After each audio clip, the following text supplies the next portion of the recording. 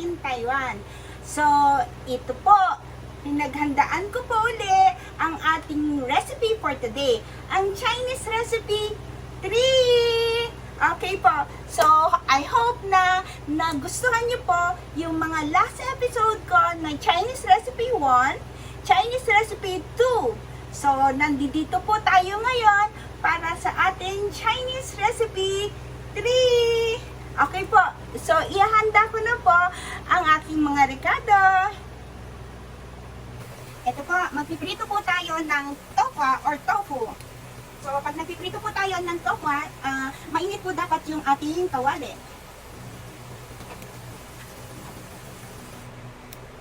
So, painitin lang po natin siya.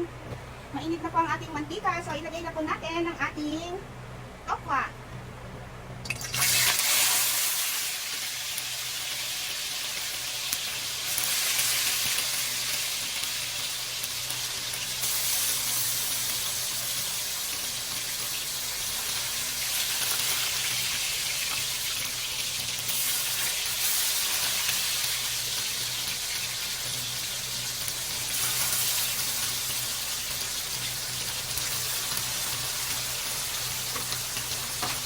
Natagsik po siya, so kailangan po natin i-close. Ito na po, check natin. Actually, tama na siya, no? So, hanguin na po natin.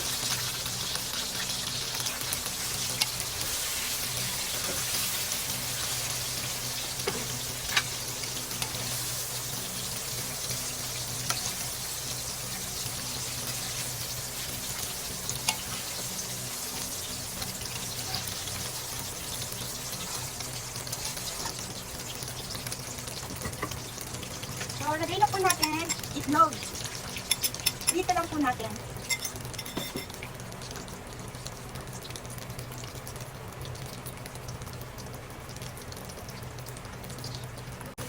Dito lang po at hiwa-hiwain natin ng maliit.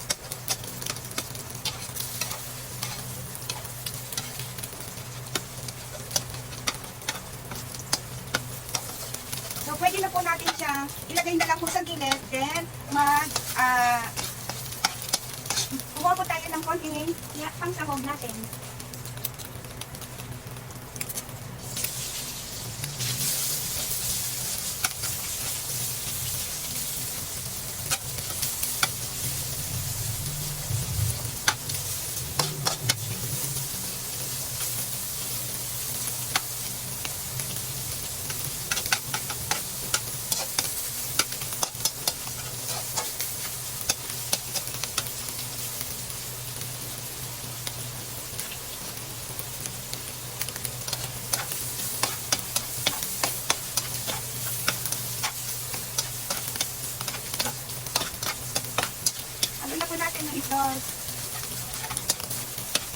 Mamaya na po natin ihado yung tokwa kasi madudurog siya.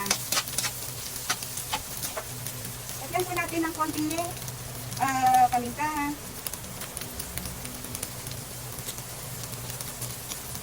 Ilagay na po natin ang ating dahon ng sibuyas at saka ang ating chili. So, pagkagatan po, pwede na po natin ihalo ang tokwa. Dahan-dahan lang po sa pagkakalo. Tapos ang ating toyo.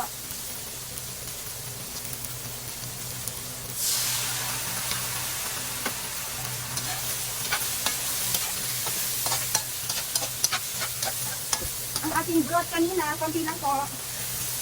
Para hindi lang po matuluan.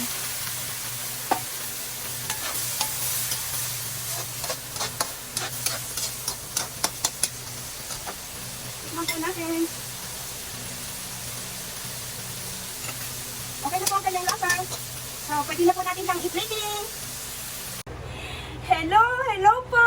Ito na po ang ating Chinese recipe 3. Okay po, so ang ating tokwa with tokwa't baboy. Tokwa po, tofu. Ang tinatawag nilang tofu. Ganyan po ang pagluto ng Chinese recipe sa tokwa.